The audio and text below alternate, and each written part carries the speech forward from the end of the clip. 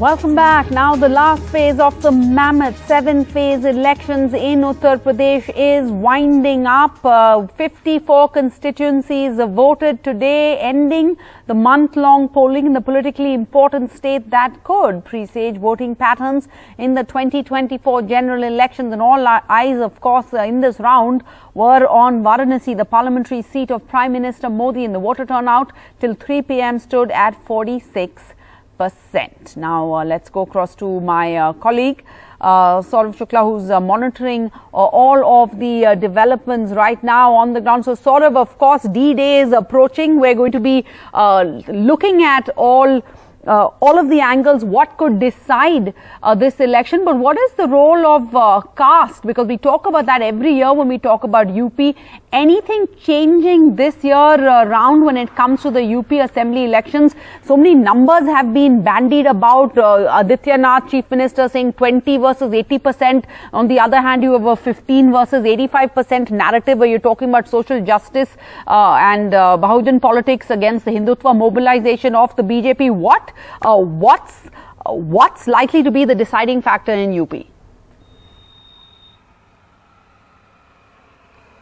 Absolutely, 85 versus 15, a very important narrative by the leaders and I would say ex-ministers who later left BJP and joined Samajwadi Party. They have given this slogan or I would say narrative, especially in Eastern UP, because all three ministers who there are 4 ministers who left Yogi's cabinet and joined Samajwadi Party. 3 of them are from Eastern UP. Swami Prasad Maurya was contesting from Fazil Nagar seat of Kushinagar. OP Rajbhar, where I am standing right now, Zahurabad seat of Gazipur. Dara Singh Chauhan, another non-Yadav OBC leader of Nonia Rajput community.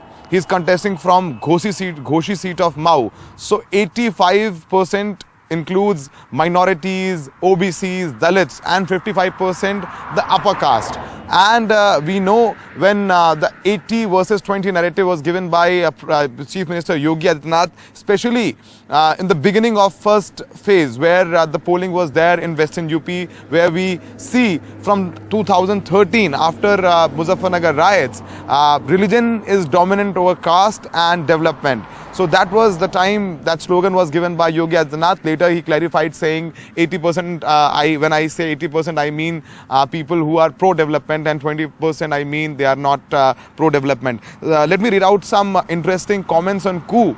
Sarah, Anupriya Patel, who is chief of Apna Dal Sonal Lal Patel fraction, she's with BJP. She cooed saying Mera vote, Mera adhikar, hashtag vote for UP. Satish Chandra Mishra also cooed. Chief General Secretary of BSP, Rajya Sabha MP, saying voting is going on in 54 assembly seats in 9 districts of UP today. In the last 10 years, the exploitation of almost all sections, especially the atrocities on farmers and youth, you must answer with your vote. Only a strong leadership in the form of respected sister Mayawati ji can make UP crime-free and development-yukt. Vote for BSP. And Vinod Sonkar, leader of BJP, another comment on coup by Vinod Sonkar, saying vote and must do to root out the gross familiism from Uttar Pradesh, indicating towards Akhilesh Yadav, ex-chief minister of Uttar Pradesh. When they say familiism, then they would say that Akhilesh Yadav is there because he's son of Mulayam Singh Yadav. So that's what they say. Interestingly, Sarah, this time, for the first time in the history of Samajwadi Party, Akhilesh Yadav has given just one ticket to his family member, that is Uncle Shivpal. And we have seen in previous elections, Aparna Yadav contested, Anurag Yadav, and a lot of people from the Yadav family contesting from, but this time only one Shivpal Yadav. Very less tickets to Yadav because Akhilesh Yadav is trying to woo that non-Yadav OBC voters which were with BJP in 2017. Though BJP is riding upon 2 very dominant castes in East UP. Number 1, Kurmi vote bank, Anupriya Patel, MP from Mirzapur. Mirzapur is also polling today. Kurmi vote bank and Malla vote bank. BJP is there in the alliance with Nishad party. Sanjay Nishad is chief of that. So BJP is riding upon Anupriya Patel and Nishad for Malla and Kurmi votes. But very interesting elections indeed, from Noida to Balia and Banaras, more than 700 kilometers. This journey is going to end, and after 15 minutes voting will stop, and results will come to know on 10th. But very close elections, no leher of BJP and no leher of Parivartan. So it can go either ways. Sarah.